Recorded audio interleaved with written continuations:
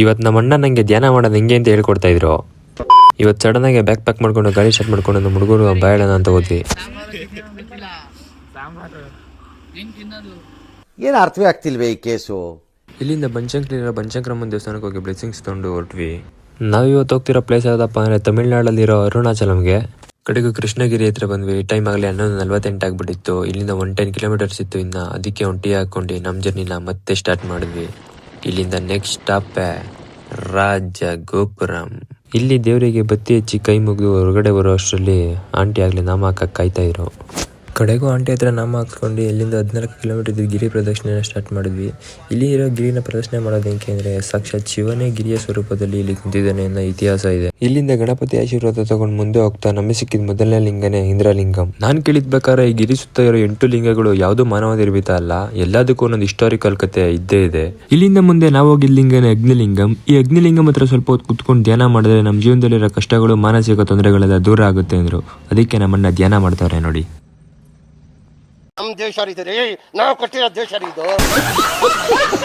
ಅಲ್ಲಿಂದ ಅಭಿರಾಮಲಿಂಗಂ ನೋಡ್ಕೊಂಡು ಹೋಗೋ ಅಷ್ಟರಲ್ಲಿ ಟೈಮ್ 5 ಗಂಟೆ ಆಗೋಗಿತ್ತು. ಇನ್ನು ಅರ್ಧ ಮಾತ್ರ ನಡೆದಿದ್ವಿ.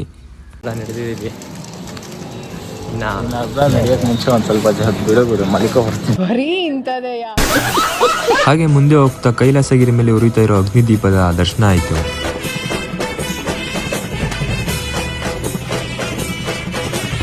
ಇವರಿಲ್ಲೆಲ್ಲ ಲೈನಲ್ಲಿ ಬರ್ತಾ ಇರೋದು ಏನಕ್ಕಪ್ಪ ಅಂದರೆ ಈ ಮಂಟಪದಿಂದ ತೂರಿ ಹೊರಗಡೆ ಬಂದರೆ ಅವರಿಗೆ ಮೋಕ್ಷ ಸಿಗುತ್ತೆ ಮತ್ತು ನರಕದಿಂದ ಪಾರಾಗ್ತಾರೆ ಅಂತ.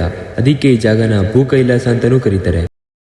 ಇದೆಲ್ಲ ನೋಡಿ ನಂಗನ್ಸಿದ್ದೇನೆಂದರೆ ಇಲ್ಲಿರೋ 8 ಶಿವಲಿಂಗಗಳು, 16 ಶಿವನಂದಿಗಳು ಮತ್ತು 14 ಕಿಲೋಮೀಟರ್ ಸಿಗೋ ಪ್ರತಿಯೊಂದು ದೇವಸ್ಥಾನದ ಬಗ್ಗೆ ಒಂದು ದೊಡ್ಡ ಕಥೆನೇ ಇದೆ. ಅದನ್ನ ಈ 3 ನಿಮಿಷದ ವಿಡಿಯೋದಲ್ಲಿ ಹೇಳಕ್ಕಂತೂ ಸಾಧ್ಯನೇ ಇಲ್ಲ. 14 ಕಿಲೋಮೀಟರ್ ನಡೆದ್ಮೇಲೆ ಫೈನಲಿ ದೇವಸ್ಥಾನದೊಳಗೆ ಎಂಟ್ರಿ ಆದ್ವಿ.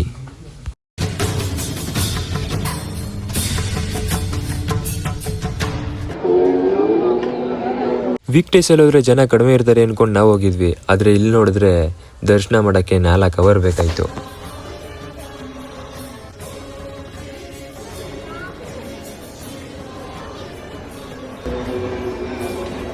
ದರ್ಶನ ಮುಗಿಸ್ಕೊಂಡು ನಾವು ಎಲ್ಲಿಂದ ಗಿರಿ ಪ್ರದಕ್ಷಿಣೆ ಸ್ಟಾರ್ಟ್ ಮಾಡಿದ್ವಿ ಅಲ್ಲಿಗೆ ಬಂದು ಎಂಡ್ ಮಾಡಿ ಡೈರೆಕ್ಟ್ ಬೆಂಗಳೂರಿಗೆ ಹೊರಟ್ವಿ. ಏನಪ್ಪಾ ಅಂದ್ರೆ ಇದು ನನ್ನ ಮೊದಲನೇ ಬ್ಲಾಗು. ನನಗಂತೂ ಗೊತ್ತಾಗ್ತಿಲ್ಲ ಎಲ್ಲಿ ಸರಿಯಾಗಿದೆ ಎಲ್ಲಿ ತಪ್ಪಾಗಿದೆ ಅಂತ. ನಿಮ್ಗೇನಾದ್ರು ತಿಳಿಸೋದಿರೋ ತಿಳಿಸಿ.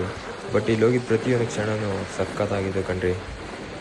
ಇಲ್ಲಿ ಇಲ್ಲದೇನೋ ಅಲ್ಲಿ ಸಿಗುವ ಬಯಕೆ, ಇನ್ನೂ ಕಾಣೋ ಬದುಕು ಪ್ರತಿಗಳಿಗೆ ಕಲಿಕೆ.